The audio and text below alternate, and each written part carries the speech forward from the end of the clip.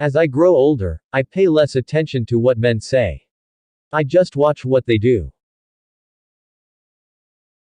No man will make a great leader who wants to do it all himself or get all the credit for doing it. The way to become rich is to put all your eggs in one basket and then watch that basket. The morality of compromise sounds contradictory. Compromise is usually a sign of weakness, or an admission of defeat. Strong men don't compromise, it is said, and principles should never be compromised. And while the law of competition may be sometimes hard for the individual, it is best for the race, because it ensures the survival of the fittest in every department. The man who acquires the ability to take full possession of his own mind may take possession of anything else to which he is justly entitled. Surplus wealth is a sacred trust which its possessor is bound to administer in his lifetime for the good of the community. People who are unable to motivate themselves must be content with mediocrity, no matter how impressive their other talents. Concentrate your energies, your thoughts and your capital. The wise man puts all his eggs in one basket and watches the basket. Think of yourself as on the threshold of unparalleled success. A whole, clear, glorious life lies before you.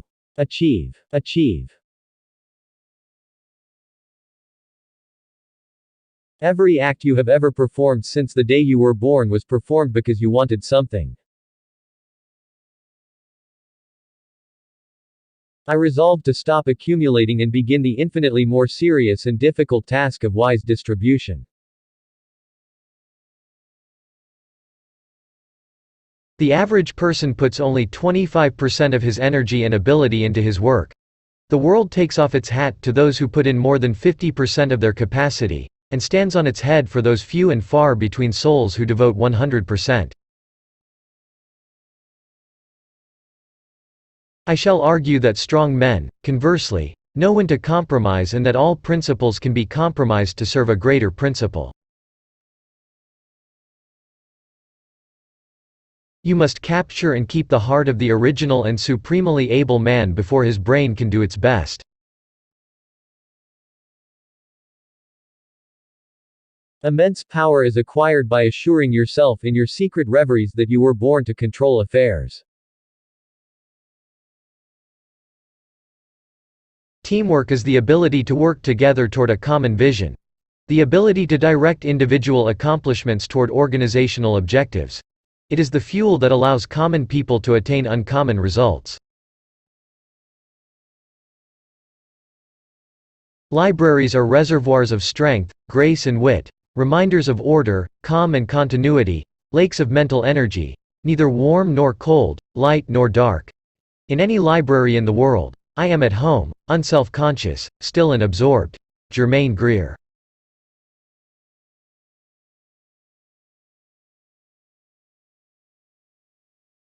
Man does not live by bread alone. I have known millionaires starving for lack of the nutriment which alone can sustain all that is human in man, and I know workmen, and many so-called poor men, who revel in luxuries beyond the power of those millionaires to reach. It is the mind that makes the body rich. There is no class so pitiably wretched as that which possesses money and nothing else. Money can only be the useful drudge of things immeasurably higher than itself. Exalted beyond this, as it sometimes is, it remains Caliban still and still plays the beast. My aspirations take a higher flight.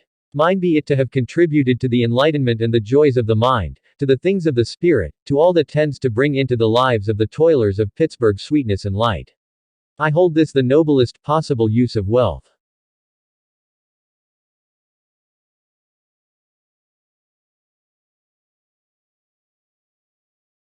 This, then, is held to be the duty of the man of wealth. To set an example of modest, unostentatious living, shunning display or extravagance. To provide moderately for the legitimate wants of those dependent on him.